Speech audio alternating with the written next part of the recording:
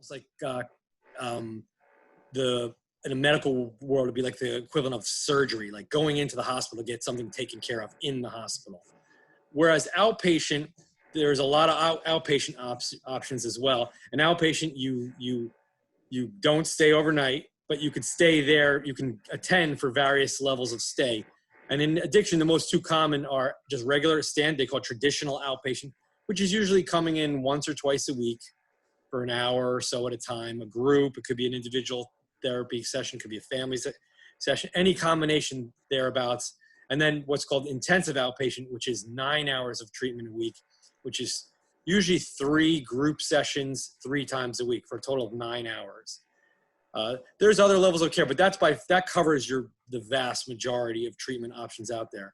Usually when anyone is confused about that, I would direct them to just get an assessment and let somebody direct you in which way you think should go. And if you don't like the first opinion, you would do what you would do with your medical doctor. If your doctor told you you needed surgery, you're like, I really think I can do this, with physical rehab, you'd go outpatient. So get a second opinion if you need to, but consult with a professional and find out what's best for you and your circumstances, which is what my best advice to anybody in that situation.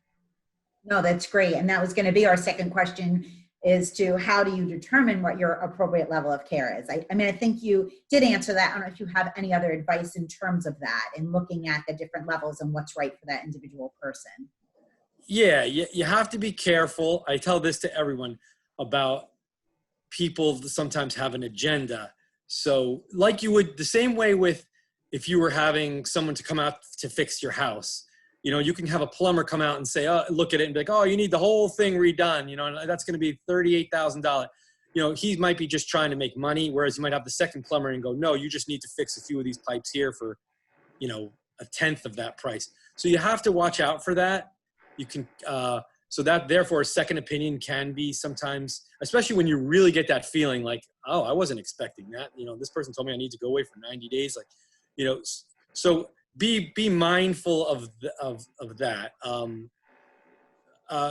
Fortunately, most people are in this field for the right reason and want to give an ethical assessment, but it's not always that. There is some money making situations to be made. So I would always caution anybody against that. That's excellent. Thank you.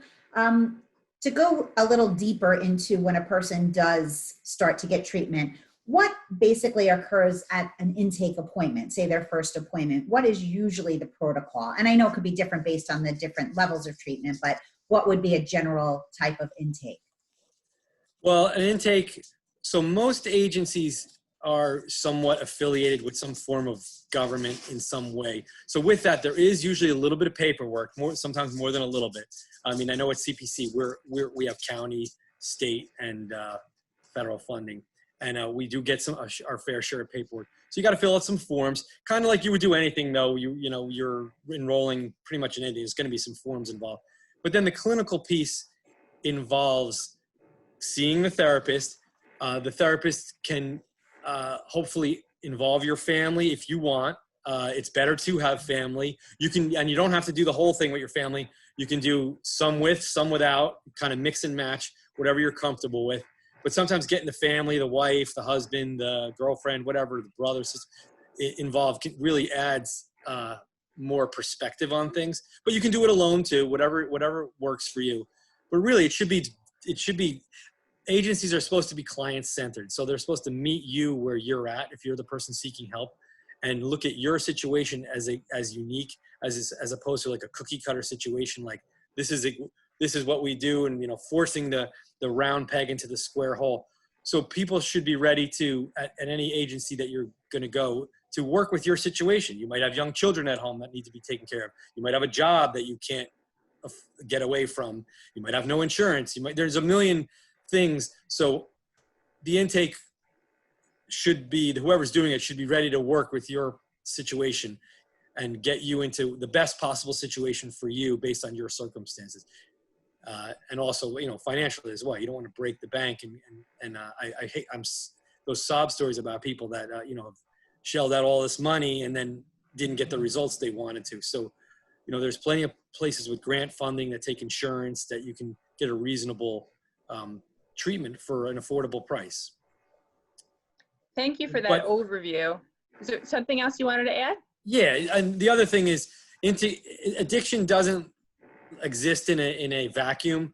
It's an assessment should be a comprehensive assessment. Like at CPC, for instance, we do a full biopsychosocial assessment, which means we're looking at the social determinants of health, not just addiction. We're looking at your family. We're looking at your employment. You might have housing needs. Maybe you're about to get evicted, or unemployment. You know, these, and of course, the most important is mental health. You know, integrating mental health into the assessment as well. So you want someone who looks at the whole picture, not just drug use, not just the drug and alcohol history, but looks at how all these things interplay so you can get the most effective treatment modality for your needs, whether that be adding in a psychiatrist or, you know, various specific groups like trauma groups. So you want to be able to go somewhere that's going to be able to kind of give you like a more comprehensive, a broad array of services based on what you need. Can I just ask, I'm sorry, Linz, one more question to that. When it comes to the intake appointments, does it cost any money to do an intake with one of these places, or is it free? It depends on the place. You know, some places, Okay. you know, you got to pay cash, some you got to use insurance, and some have grant funding. It depends. It depends on the place. You know, most places have invested the time to get insurance, to at least have insurance coverage, and Medicaid over the years has kind of expanded, so there's more people taking Medicaid for addiction treatment, which is one of the most common insurances out there in New Jersey right now. Is a level of care determination also made at the intake? Yeah, that's the goal of the intake. You want to leave the intake with a good picture of what's the game plan. In the best case scenario, you know right then and there. Sometimes it's like a slam dunk. You know, the intake is over, and you say, you know, hey, this sounds like this intensive outpatient is just right for you. And you explain it to the person, and they're like, yeah, this is just right for me, and they go. And that happens a lot, fortunately. But sometimes you have to go back to the drawing board. Well, the hours don't work for me. I don't have transportation. You know, but the person who does the intake should be following up. That's, you know, general protocol to follow up, and if not, find somewhere else that's appropriate. So sometimes, like in outpatient, we get somebody, we do the intake, and we're like, we'd like to help you, but you really need a residential program, you know, and we'll help the person get linked to a residential program. And the good thing is, when they get out, we'll be right there waiting for them when they get out to continue with the outpatient. So to then service after they're discharged from an inpatient to service them with outpatient treatment. Yeah, that's the standard step down from inpatient, is to go back to outpatient. If you can, I want to see if we could kind of go through each of these types of programs. If you could just generally tell us, you know, what occurs, you know, at each program. So if we could start with Detox. For our viewers out there who may not be familiar with that, what happens at Detox? Well, Detox, the goal is stabilization. So the primary goal of Detox is when you leave, you are medically and physically stabilized. So you're no longer experiencing withdrawal symptoms. That's the ideal goal. Sometimes you'll hear people still having some mild withdrawal after they leave, but the vast majority is over. Ideally, most people leave and feel way better. It all depends on the course of treatment and the medication and the client preference. There's medications you can continue to stay on a maintenance basis, outpatient, which will eliminate the withdrawal depending on the drug use. But the goal is stabilization. But there's also education and a kind of like a starting point, setting the foundation to build motivation and a buy-in to the treatment process.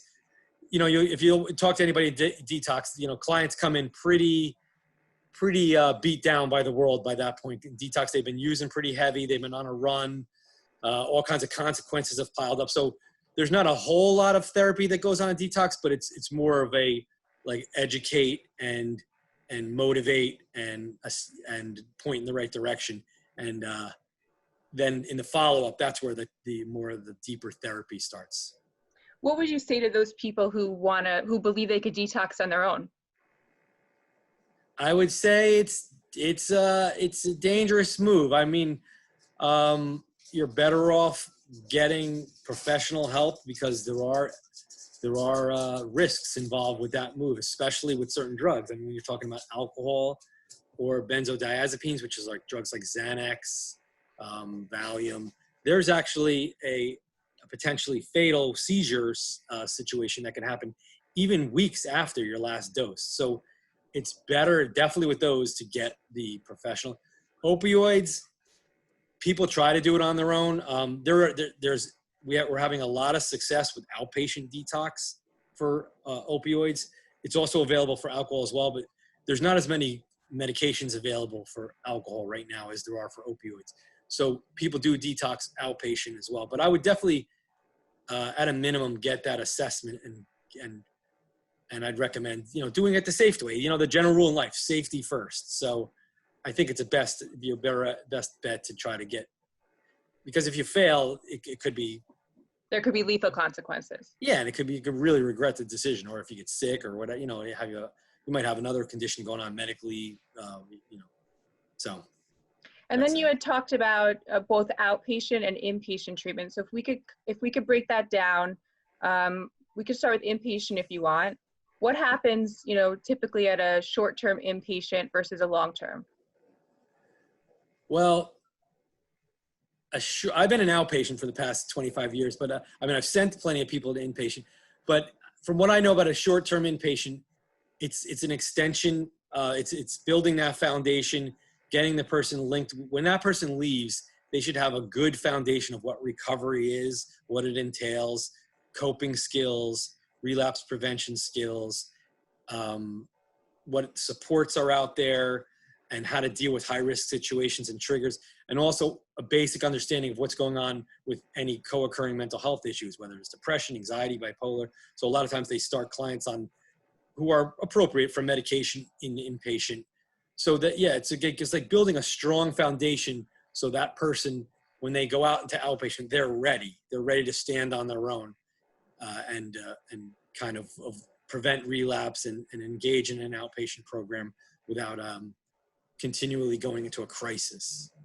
And inpatient, whether it's short-term or long-term, it varies, right? The length of stay can vary. Is that correct? Yeah, there's a lot of factors. I mean, finances is definitely a factor. I mean, sometimes, your health insurance dictates how long you get to stay. So agencies have worked with that system to the best we can, and do what we can in the time we have allotted.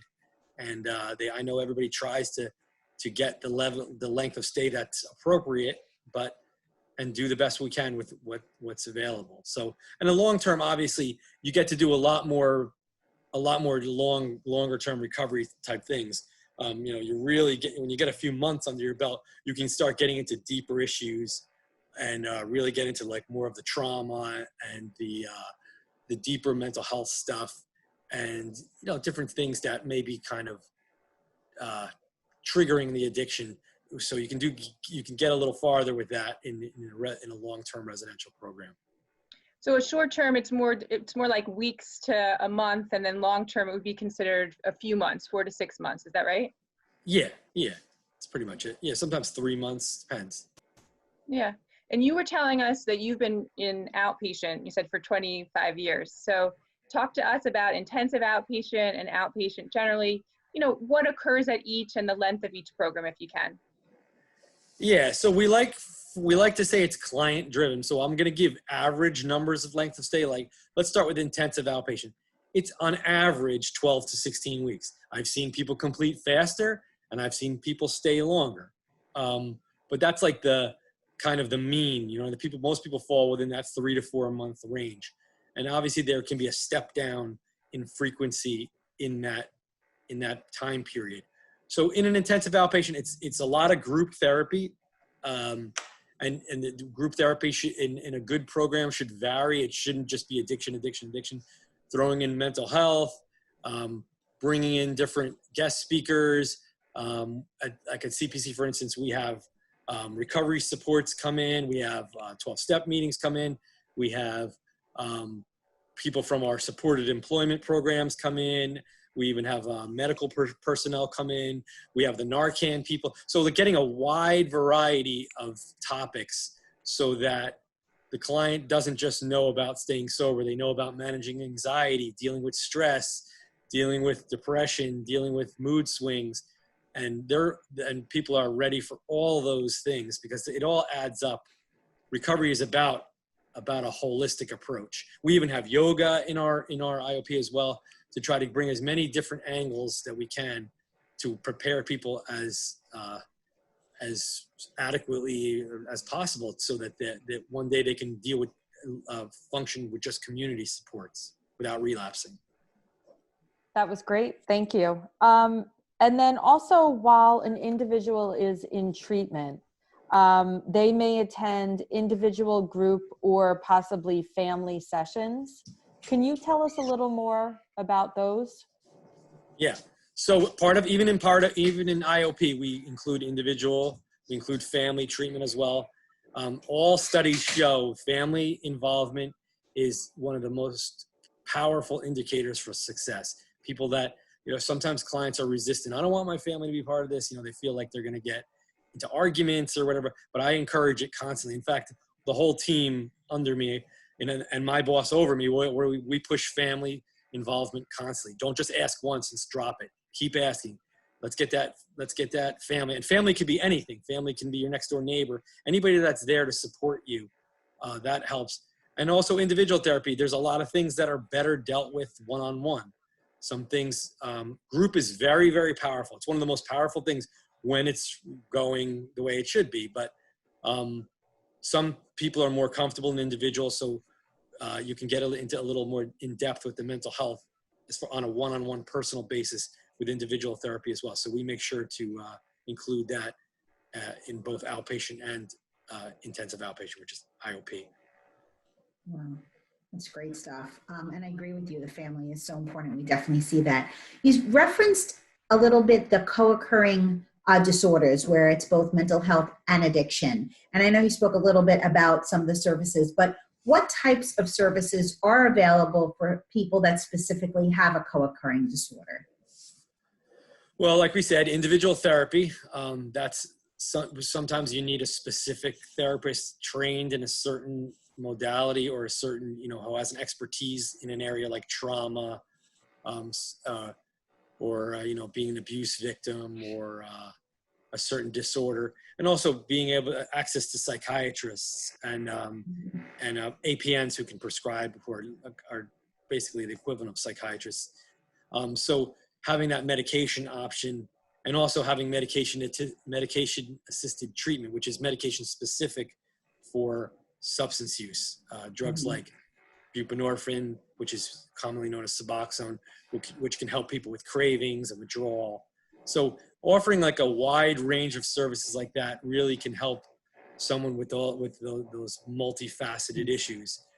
Back in the old days, I started in the 90s. I'm sure there's people though that have the far old days, but my old days in the 90s, it was much more of a one trick pony type thing. You worked on your sobriety, sent everybody to 12-step meetings, and sometimes the people with mental health issues struggled because they weren't getting the care they needed for that. So now that's become part of the whole plan, is to look at mental health. And not everybody has a mental health issue as well, but the vast majority of people do. It's definitely way more than half. Absolutely. Yeah, you hit on mental health and trauma almost going hand in hand. What role do you believe that trauma plays in addiction? Yeah, well, trauma is different for every person. It's a very hard to define thing. So trauma is a very individualized experience. You could see that you can have a family go through a really, really horrible situation. Let's say addicted parents and poverty, and 3 siblings from the same family might have 3 completely different experiences. And there's so many factors that play into it. Biological factors, resilience, and so one person's experience might be a total different. And so even something like being bullied, one person could laugh at their bullying. Oh, I bullied, and I remember those days, and it's an uncomfortable memory, but it doesn't impact them now. And then there's some people who are still reliving the shame, the hurt that came with the bullying. So trauma is a very personalized experience. So you have to really get into that person's world and see how they are impacted by their experiences. But we're finding it's very common. You know, people use drugs and for years and years and years, and they don't know why they keep going back. It's because they're running from something. Sometimes some of the pain of sobriety, when they're not using, they remember whatever it is, that sexual abuse, that, you know, traumatic physical abuse, whatever it might be, that those memories might be getting dulled by getting high every day. So that's a common occurrence, and it's important for the clinician to kind of keep their eyes open for it, you know. What about, you know, on the other end, what about those that are suffering from physical pain, whether it be, you know, from an injury or someone who had surgery and they're using drugs or alcohol to mask that pain? What types of services, or how can this be addressed through treatment? Yeah, that's good questions. That's a very complicated issue as well. Probably even, I don't want to say more complicated than trauma, but it can be very difficult and challenging because it's hard. Pain is also a very subjective experience. So it's hard for someone to say, hey, you can't take those pain pills anymore. You know, you got to grin and bear it. You know, there are some people, they'll bring in their MRIs and their spine is like, it looks like a pretzel, and they are dying in pain. So sometimes you have to find a happy medium. Don't get me wrong. There are people who are just abusing pain medicine and they become addicted and they think they need it, and they get off and they go, wow, I'm fine. I didn't realize it. I was just, you know, dope sick when I stopped my pain pills. I wasn't really in pain anymore. But there are also many people who are legitimately in pain. They have legitimate injuries. So again, and not to be a broken record, but that person-centered viewpoint, dealing with each person on their circumstances, finding the right doctor, the right medical treatment, physical therapy. You can work around a lot of those situations, but you got to be creative and you got to be willing to work together with the client to come up with a solution that works. But it does work. But it's a challenge. It's a challenge, especially people with really serious. You get some people that their life is very, very difficult with the pain they're experiencing.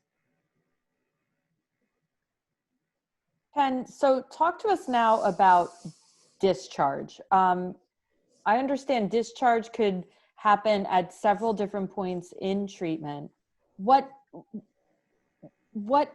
can happen at discharge? Well, yeah, in New Jersey, addiction treatment is voluntary. So at any given moment, whether we're even in a residential program, a person can just get up and walk out. So discharge does vary. But there's the ideal discharge, the person that sees it through to the end.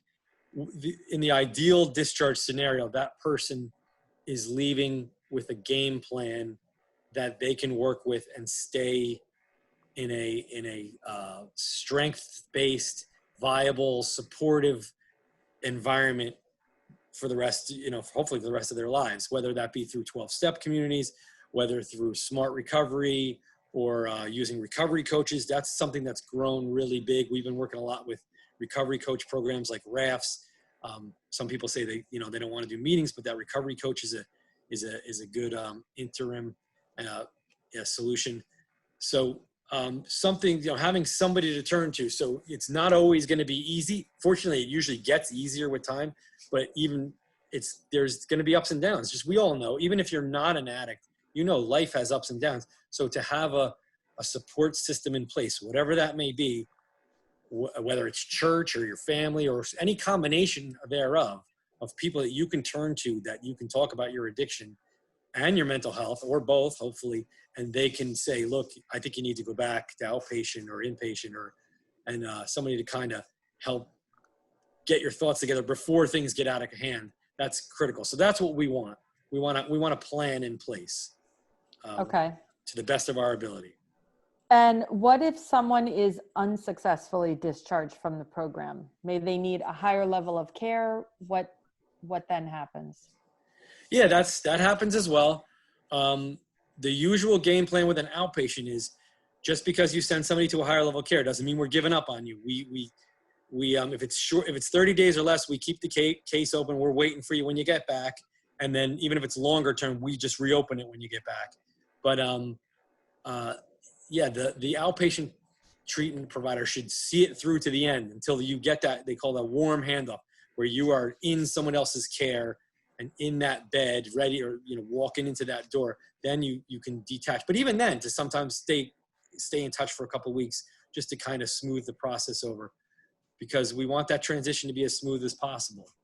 And then to be there when they want to come back. One of my things that I've been at CPC 19 years, I pride myself on, you know, even my clinicians under me have said, oh no, you're taking that one back again. I'm like, yeah, I'm a firm believer in 20th chances. I'm like, and I've seen it so many times, people that are like the most difficult people. And I'm like, you shouldn't have taken this job if you weren't ready to work with difficult people. You know what I mean? People that are struggling with mental health and addiction issues can be very difficult. People in general can be very difficult. So you got to be ready for that. So I think programs should be ready to take people back. A lot of the programs that we use all the time, like New Hope and Princeton House and many others, we work with the same clientele because we keep taking people back. We're ready.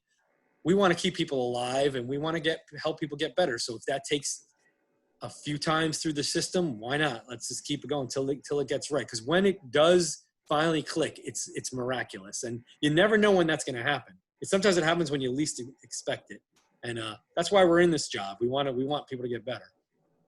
And there are tons of family members and loved ones who also want, you know, their brother, their friend, their sister, their wife, their husband to get better, right? So, and they want to play an active role in someone's treatment and recovery. What types of questions should these family members or loved ones be asking? And on the other side, what type of support services are available for them? Well, I think that one good thing about this video is a lot of the stuff we went over are great. It's a great thing for families. All the stuff we went over, what are the types of level of care, what goes on at your place, what's the breakdown of, is the person going to be seeing someone trained and licensed? Are they going to be able to see a psychiatrist? All the stuff we covered so far, families can use this as a checklist, because that's all the stuff you want to ask. What's the funding source? Are you going to kick them out after 3 days? You want to know all those things, and they should tell you up front. And you should know what to expect before you walk in the door. So those all the things we covered are really good. And what was this? There was a second part of the question. Yeah, you know, what type of support services are available for families? As a family member, I think oftentimes people want to help. They want to make things better. And as you just said, sometimes you have to give someone 20 chances, and when it works, it's miraculous. So for those families that are struggling along the way, what type of support services are available for them?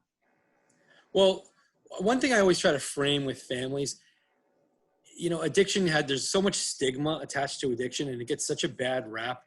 And, you know, I like to compare it to something like a disease. Imagine diabetes. Imagine if your family member was overweight and wasn't following their diabetes regimen properly, but they were trying, you know, and, would you say, oh, I can't take it anymore? You know, just go ahead and no more treatment for you. Stop taking your insulin. You know, I'm tired of this. No, you would stay with it. And so many people that have made it say, I'm so glad they never gave up on me. I mean, don't get me wrong. There's a time and a place for tough love, and there's a time and a place to kind of, you know, tighten things up as far as from a family perspective. But ultimately, that's a little overplayed. I mean, a lot of the people that make it have those families that just don't give up on them. But a lot of the resources that we talked about for people, the 12-step community, the recovery coach community, they're open to families as well. And also outpatient. Somebody can come to a place like CPC or another outpatient program and say, I just want counseling to help me deal with my family member and that happens as well. So, but I would encourage any family member, do your best to get involved, definitely, because it does get better. Thank you for that, you know, that optimistic viewpoint. I think a lot of families out there need to know that it can get better. You know, if someone is going to come to an outpatient program for therapy, what type of issues can you deal with, and how can family members leave empowered from those therapy sessions? So for them, or or we're talking about the sessions for the. Well, we could teach. There's a delicate balance as far as setting boundaries. You can get into the pattern of rescuing and caretaking and doing too much, and doing so much that the person that the person that's in your family who's addicted is kind of taking advantage of the situation. So I hate to use absolutes because you're dealing with someone who can potentially die, especially when they're using heroin. So families are in a tough spot. So again, it's on a case-by-case basis. There's a lot of individualized decisions that have to be made day to day as far as what to do, how to react to the many, many different situations that come up when it comes to having a someone with mental illness or addiction in your family. Sorry if that's too vague, but it gets complicated. But we're here to provide the support, and we definitely try to do it based on your unique circumstances rather than that cookie cutter approach. Great. Do you have any additional questions or topics? Of course, there's probably a ton of questions and topics that we didn't cover, but related to this kind of addiction 101 that we started to get involved in, is there anything that you think we didn't ask you or that you'd like to add? I just say, one thing I say all the time to families, I do the family education groups often and in the public. And I think that sometimes people get caught up on the commitment of it all. And they think that, if I try to take this on, it's going to be this big endeavor. And I always say, just try to talk the person into getting an assessment. Get whoever you're working with in for that first appointment, because then hopefully there's a chance that therapist who's trained in techniques, we use motivational interviewing. It's a specific technique to engage people to try to enhance their own internal motivation to change. So if you bring somebody to a trained therapist, now you have an ally trying to work with that person. Maybe they connect with that therapist, and now you have somebody working with you. So it doesn't have to be an all or nothing thing. Like, here, commit to this 90-day program or get out. No, it's like sometimes, all right, bring them in for an assessment and let's get a professional on my team to help me out. And it's as simple as that, one baby step at a time. And that's quite often the best starting point for families. And it's also the great starting point for people. If you're on the fence, do I have a problem? Do I have a mental health issue? Go for an assessment. An honest and ethical and fair clinician will tell you what you need straight up. Like, they'll say, no, I don't think you need a psychiatrist, or I think you do, or they'll tell you, and they'll let you choose for yourself, especially if you're voluntary. But I always say, get in for that assessment. Get the assessment. There's no harm. There's no commitment. No one's going to come out with a straitjacket and pull you away. You know what I mean? So, that's like, the old time movie stuff. Just that's the best advice I could give anybody is get in for that first appointment, and then that plants the seeds for so many other things. Wow. That's great advice. Ken, and generally speaking, and I think this is going to be difficult to answer, but I'm still going to ask it. If I'm a loved one and I know someone who is suffering with an addiction, and I've finally gotten them to agree to get the assessment, how quickly from the moment they decide they'll do it, is it easy to get a quick appointment? Like, I'm afraid they're going to change their mind in 24 hours. Do programs do that? Will they accommodate that tight schedule? In a perfect world, it would be great. Like in the children's world, they have children's mobile response. They come out within an hour. We run that program for CPC. It's a mental health and substance use, but they don't have that for adults. But in the 19 years I've worked at CPC, we never have a waiting list for addiction. That doesn't mean we can get you in tomorrow, but usually means we can get you in within 2 weeks for an outpatient assessment. But I've had people, call me and say, like, look, please, this is like my one shot. I'm a little bit of a softie when it comes to that, and I'll even do the intake myself quite often to try to help somebody out. In fact, I'm doing one this week in that very scenario. So yeah, but you should be able to get somebody in within a relatively quick time. Yeah, in a perfect world, anybody some billionaire wants to invest to have like a go out and assess thing, that would be amazing. Yeah. So yeah. So Ken, I just want to thank you so much. These conversations have been amazing. I'm sure we can go on with lists and lists of questions, but I think this has given us a really great general overview of the support that's available. And I think to anyone watching, this really helps them know that they're not alone and help is available. And I think that that's, something that your organization offers people, and we're also grateful for it. Thank you. I really, I love doing these types of things, and I'm in this field for a reason, because it's been my, you know, I care and I'm committed to it. So thank you for allowing me to be part of this. I really appreciate it. This is great. This is great. Thank you. Anything you have to ask of us, or any final questions or thoughts?